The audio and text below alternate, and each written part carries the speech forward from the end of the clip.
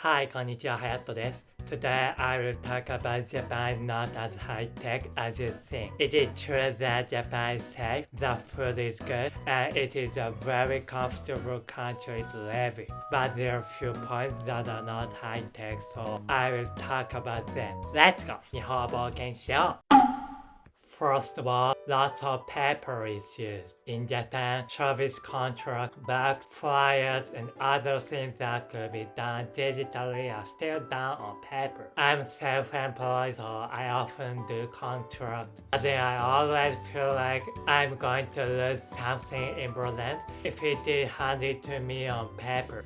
When I was at home, I received an envelope and tried to put it in the trash by mistake, and my parents warned me about it. In other cases, it is even forbidden to take notes on PC at university. Isn't it terrible to have to take handwriting notes in class? If I were taught to take handwriting notes, I would say, ふざけんなよ. The reason for this is, and this is a guess, I think it is because there are a lot of high-status people who are reluctant to accept new things. So be careful when you come to Japan. You may possibly need to have important things on paper. These include travel bookmarks, contracts, and instructions for procedures or so on. By the way, I look at all my books in the actual books because I like the smell.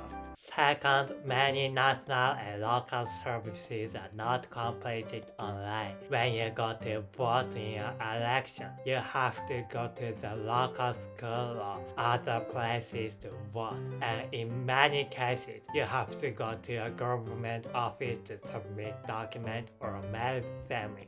And while it is true that when payment tax, everything can be completed online, the process is complicated and difficult to understand. Therefore, I think it is very difficult for people who are not native Japanese speakers, elderly people, or so on. I remember when I went to the city office to register my move, a foreigner came to submit his document and tried his best to ask the city office staff questions in Japanese. Looking back, I think it must be very difficult to do that kind of thing at a municipal office in a foreign country, and I think it is really amazing. It is true that there is a lot of talk about DX in Japan these days, but in reality, DX is not yet in progress, and in fact, my friends who worked as public servants around me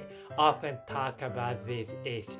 Third, when you go to the countryside, information is often not organized. In central Tokyo, for example, recommended food spots and various other information are carefully listed on the internet for each station. When traveling in Shibuya, recommended cafes, how to get there, famous spots, and so on are listed in various places. However, in the countryside, it is not so easy. For example, I recently traveled to Miyakojima Island, and there was no information or recommended restaurant, nor was there a careful description of how to get to famous spots by bus, even though there are buses available. Therefore, I waited at the wrong bus stop and ended up taking a cab. Furthermore, we decided where to go by asking local cab drivers for recommendations on restaurants. Thus,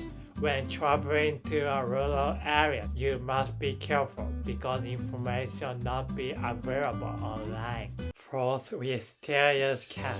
In the US, for example, you can make purchases in most stations with a credit card in most places. So with just one credit card, you can go to the grocery store, to the hair cutter, to the restaurant, to the pharmacy. If you go to some areas in China, there are even places where payment is done by facial recognition. I was very surprised when I heard this. In Japan, it is often impossible to make purchases without cash. I have already mentioned this point in a previous post, but it is really inconvenient that I have to keep my wallet constantly full of coins, and coins often fall out of my wallet. In fact, some data shows that 2/3 of all payments are made in cash. It is true that many elderly people use cash, but don't you think that is too much? When I first heard this figure, I was very surprised. First, we are not using a dryer. Look at this picture. As you see in this picture, people generally hang their laundry outside in Japan, and not many places have dryers at home. Many people go to a nearby laundromat if they want to use a dryer. It is true that there is a very nice smell when laundry is hung outside to dry, and I like it too. But in Japan, where it often rains, it is very difficult to hang clothes outside, and people with hay fevers cannot hang clothes outside in the spring. In Japan, it rains a lot, so it is difficult to dry clothes outside, and people with hay fever cannot dry clothes outside in the spring. In addition to that, drying laundry outside takes longer than putting it in the dryer. I think, why don't we just have a dryer? Recently, there are more and more washing machines and dryers that come as a set, but even so, they are still not widely used. Oh, you mean my house? I don't have a dryer. What did you think?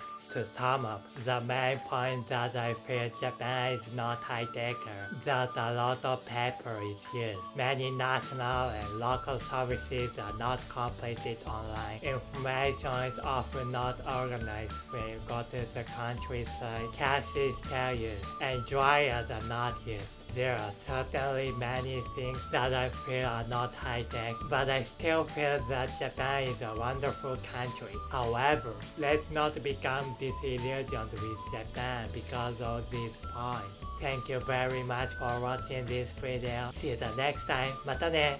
バイバイ。